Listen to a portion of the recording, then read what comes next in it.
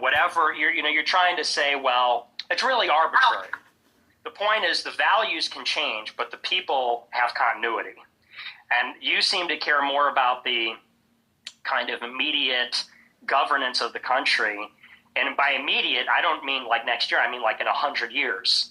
And I'm talking more about the family tree. I'm talking more about the bloodline.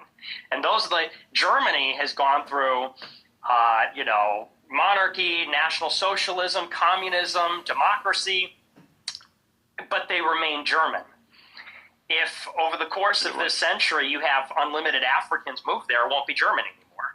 And that's the kind of continuity that I'm concerned about. And I just don't see. Some people don't care. I care. I mean, that's just a first principle. Do you think race is an essential characteristic?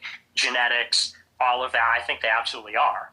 I think if you're not going to have a birth rate because the people of that country are fucked or they can't find a proper mate, and you're basically stuck in a position where you're going to have one kid and it's with a feminist, in that situation, you're way worse off because there's not even going to be a future of the country in 1,000 years if that's how you're going to continue.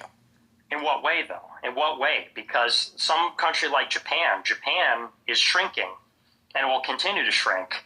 And you say, well, it's fucked. And what you're referring to is a permanent recession and then ultimately the threat of extinction. But the Japanese people can always, that is where I would say you can use technology or politics to solve that problem.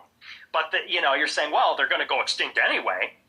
It's like, well, maybe we'll see after 100 years, and maybe they can reinvent themselves. But if you bring in, because that's what they're talking about now, we have to bring in all these immigrants to South Korea and Japan because of their terminal low fertility rate.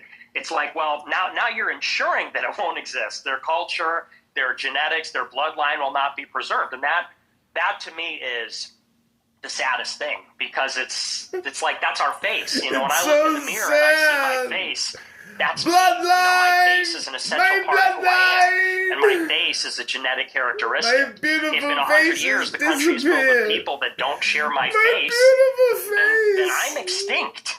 So it really does not matter to me if those people are liberal or conservative or communist. What matters to me is that they're still me. That we're part of a larger unit.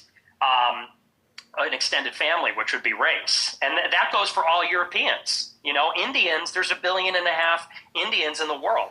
How many white people are there? There's 450 million in Western Europe. I don't know how many there are here. 60% of, so it's 200 and some million maybe. But there's far fewer white people.